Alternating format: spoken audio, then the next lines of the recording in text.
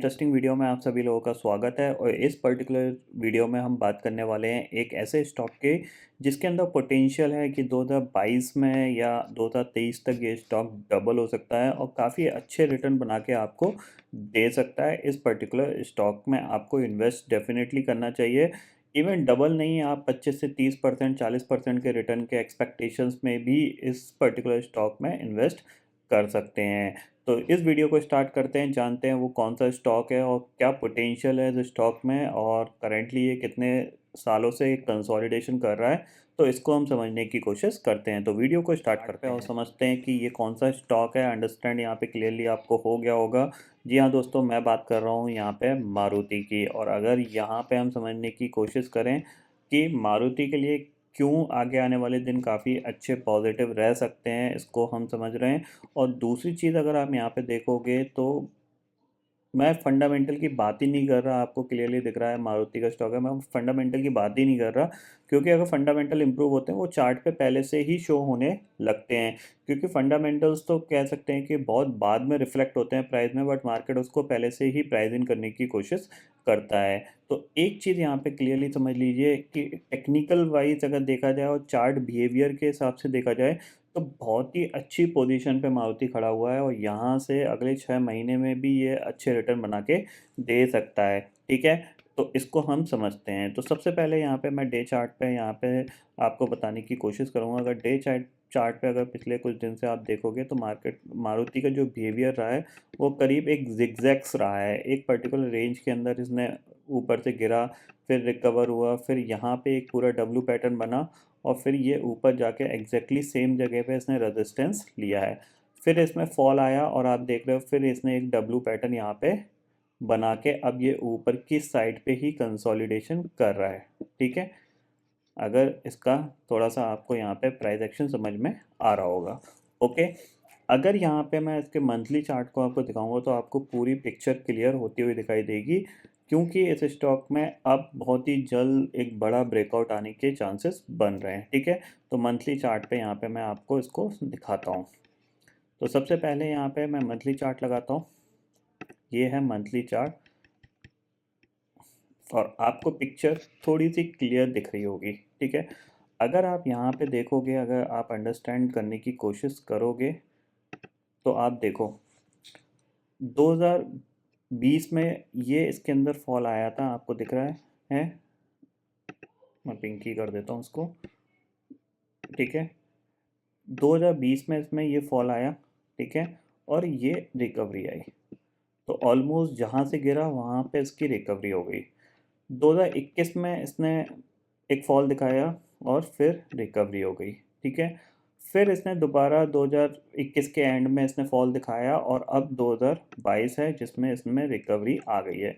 दोनों के टाइम में अगर आप थोड़ा सा समझने की कोशिश करोगे, थोड़ा सा आप गौर करोगे तो एक चीज़ कॉमन हो रही है। देखो, जब इसमें फर्स्ट टाइम का फॉल आया था, जब इसमें फर्स्ट टाइम का फॉल आया 2020 में, जब इसने लो बनाया था 4000 का। ठीक है, फिर ये रिकवर हो गया, फिर इसमें एक बड़ा करेक्शन देखने को मिला। इसमें इसका लो बना, वो कितने का बना था? 6431 रुपये का। ठीक है, फिर इसने रिकवरी दिखाई, फिर दोबारा इसमें करेक्शन आया तो जो लो बना वो आपका बना 6611 रुपये का। फिर इसने पूरा एक मूव दिखाया ऊपर तक, दोबारा से 8340 तक गया और फिर इसने जो करेक्शन में लो बनाया वो आपका बना 7000 का।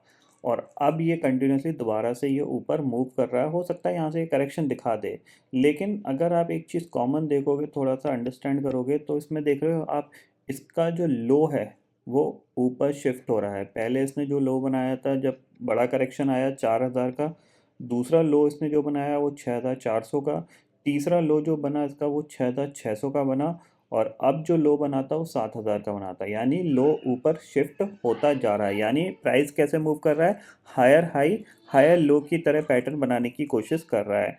बट इसका जो ब्रेकआउट है उसको आप मंथली चार्ट पे समझने की कोशिश करो। ठीक है, तो उसको मैं आपको समझाता हूँ। यहाँ पे इसका मंथली चार्ट, ये वाला मंथ का चार्ट बहुत इंपॉर्टेंट है इसकी क्लोजिंग बेसिस पे। अगर आप थोड़ा सा गौर करोगे तो यहाँ पे कभी भी प्राइस ने 8000 के ऊपर की क्लोजिंग नहीं दी है। और ये कितने दिन से नहीं दी है, आप ये चीज़ समझिएगा। पूरा 2019, यानी आप देख सकते हो ये पूरा 2019 इसने 8,000 के ऊपर क्लोजिंग नहीं थी। 2020 इसने 8,000 के ऊपर क्लोजिंग नहीं थी।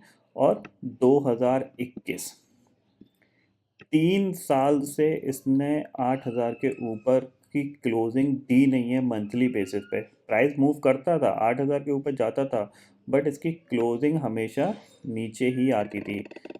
ठीक है, तो ये एक ऐसा पहला मंथ होने जा रहा है जिसमें प्राइस 8,000 के ऊपर प्रॉपरली सस्टेन करने लगा है, और चांसेस इज़ वेरी हाई कि ये 8,000 के ऊपर क्लोजिंग दे भी देता है। ट्यूसडे को इसको रिजल्ट आने वाले हैं। अगर इसके रिजल्ट में स्टॉक गिरता नहीं है और 8,000 के ऊपर ही इसका प्राइस क्लोज हो जाता है, तो मेरे हिसाब से इसमें आगे आने वाले 4 से 5 महीने में एक बड़ा ब्रेकआउट आ सकता है। पहला टारगेट तो आपका क्लियरली 10,000 बनेगा ही बनेगा, जो कि यहाँ से अगर आप देखोगे करीब 25% की अपसाइड यहाँ पे बनती है क्लियरली है। लेकिन 10,000 के ऊपर अगर सस्टेन किया तो 12,000 15,000 भी टारगेट इसके लिए ईजिली बन सकते हैं, क्योंकि मारुति को चलने में ज़्यादा देर नहीं लगती है। ठीक है, ऑलमोस्ट 3 साल का कंसोलिडेशन का ब्रेकआउट ये होगा, जिसमें कि निफ्टी के रिटर्न आपको पता है निफ्टी डबल हो गया है, तो मारुति भी यहाँ से और भी निफ्टी के कंपोनेंट जाएगा। Bajaj finance, Bajaj Finserv, Reliance, HDFC, ये सब ने काफ़ी अच्छे रिटर्न बना के दिए हैं। कहीं ना कहीं ऑटो सेक्टर लैग कर रहा था, और अब आपको पता है कि जो कोरोना वायरस को लेके पिछले 2 साल से प्रॉब्लम्स चल रही हैं जगह जगह, कहीं सेमीकंडक्टर शॉर्टेज की वजह से, तो वो अब धीरे धीरे वो सिनेरियो चेंज हो रहा है। आपको पता है यूरोपियन कंट्रीज़ में अब तो मास्क भी उन्होंने कंपलसरी नहीं किया है, तो अब जो सेमीकंडक्टर शॉर्टेज है वो हो सकता है 6 महीने 8 महीने में वो इम्प्रूव होती हुई दिखाई दे। और ऑलरेडी इन कंपनीज़ के पास बहुत अच्छी डिमांड है गाड़ियों पे, अभी भी 8 8 9 9 10 10 महीने का वेटिंग पीरियड है। तो एक बार वो शॉर्टेज थोड़ी सी इम्प्रूव होती है और सप्लाई बढ़ती है, तो इन स्टॉक्स को रॉकेट बनने से कोई नहीं रोक सकता, क्योंकि बहुत अच्छा कंसोलिडेशन इसमें देख रहे हैं, और एक अच्छा यहाँ पे एक प्रोस्पेक्टिव बन रहा है इस स्टॉक के ऊपर जाने का। ठीक है, अब यहाँ पे हम समझते हैं कि लास्ट टाइम जब इसने कंसोलिडेशन किया था इतना बड़ा 3 4 साल का, उसके बाद स्टॉक कितना मूव किया था उसको भी हम समझते हैं। ठीक है, तो चलते हैं थोड़ा सा बैक हिस्ट्री में। मेरे पास मारुति पोर्टफोलियो में अराउंड 1,000 रुपये के प्राइस से पड़ा हुआ है। इवन यहाँ पे मैं इस लेवल पे अराउंड 10 लाख रुपीज़ के आसपास इन्वेस्ट करने का प्लान कर रहा हूँ इसमें, जो कि मैं दूसरे स्टॉक बेच के लाइक बजाज फिनसर्व से मैं थोड़ी सी अपनी जो थोड़ा सा वहाँ पे प्रॉफिट बुक करके वहाँ से मैं थोड़ा सा पैसा निकाल रहा हूँ बजाज फाइनेंस से और बजाज फिनसर्व से, और इसमें मैं इन्वेस्ट करने का प्लान कर रहा हूँ, जो कि अराउंड 10 लाख के आसपास का अमाउंट होगा। मारुति में अगर आप देखो तो यहाँ पे जब लास्ट ईयर नहीं, जब पहले इसने एक 3 4 साल का कंसोलिडेशन किया था, उसके बाद स्टॉक कितना अच्छा मूव किया था अगर आप देखोगे, तो ये इसका एक कंसोलिडेशन फेस रहा था जिसमें स्टॉक करीब 4 साल तक फंसा रहा था। ठीक है, और आपको यहाँ पे दिखाई देगा क्लियरली, आप देख सकते हो। ठीक है, यहाँ पे इसने 2020 में कंसोलिडेशन किया था, 2021 में, 2022 में, नहीं सॉरी 2021 का 2010 में कंसोलिडेशन किया, 2011 में कंसोलिडेशन किया, 2012 में और 2013 में, यानी 1 2 3 4 4 साल के कंसोलिडेशन के बाद जब इसमें ब्रेकआउट आया था, तो आप देख रहे हो सीधा सीधा ब्रेकआउट के बाद जो 1,800 रुपये का स्टॉक था उसने जो हाई बनाया वो करीब 4,700 रुपये का बनाया था। तो ऑलमोस्ट डबल से ज़्यादा के रिटर्न दिए। फिर 2 महीने का करेक्शन देखने को मिला था बिकॉज ऑफ ये जो मारुति में जो बेसिकली प्लांट स्ट्राइक्स की वजह से ये जो फॉल आया था, उसके बाद जब इसने दोबारा मूवमेंट दिया तो आप देख रहे हो सीधा सीधा 3,000 का स्टॉक 10,000 पहुंच गया था। तो यहाँ पे ये एक ऐसा फेज़ है जहाँ पे ये कंसोलिडेशन कर रहा है, और अब अगर इसका ब्रेकआउट आएगा तो मेरे हिसाब से 15,000 16,000 इवन 20,000 भी ये बहुत इजीली पहुँच सकता है, क्योंकि इन कंपनीज के पास डिमांड की कोई कमी नहीं है। अभी भी गाड़ियों पे 6 6 महीने 8 8 महीने की वेटिंग पीरियड है यहाँ पे, ये चीज़ समझ लीजिए। जस्ट लाइक जैसे XUV 700 आई मार्केट में, तो आपने देखा सडनली विद इन 1 डे में 25,000 बुकिंग्स महिंद्रा को मिली थी। तो मारुति ऑलरेडी यहाँ पे लीडिंग है, तो कहीं ना कहीं इन गाड़ियों की डिमांड, मारुति की गाड़ियों की डिमांड अच्छी खासी बनी होती है, और प्राइस में ये चीज़ क्लियरली दिख रही है। प्राइस अपर लेवल पे सस्टेन कर रहा है कंटिन्यूसली। इस पीरियड में निफ्टी ने काफ़ी अच्छा बुल रन भी दिखाया और एक अच्छे फॉल भी दिखाया, लेकिन स्टॉक गिरा बिल्कुल भी नहीं। एक पर्टिकुलर रेंज के अंदर इसका एक्यूमुलेशन होता रहा है। और आप अगर थोड़ा सा गौर करोगे वॉल्यूम में, आप देख रहे हो यहाँ पे वॉल्यूम्स, सेलिंग वॉल्यूम के बाद यहाँ पे आप कंटिन्यूसली वॉल्यूम एक स्टेबल ही है। यहाँ पे कोई सडनली वॉल्यूम बढ़ा नहीं है ना गिरा है। सेलिंग के बाद कंटिन्यूसली सेलिंग वॉल्यूम घटे ही हैं और बाइंग के वॉल्यूम बढ़ ही रहे हैं धीरे धीरे।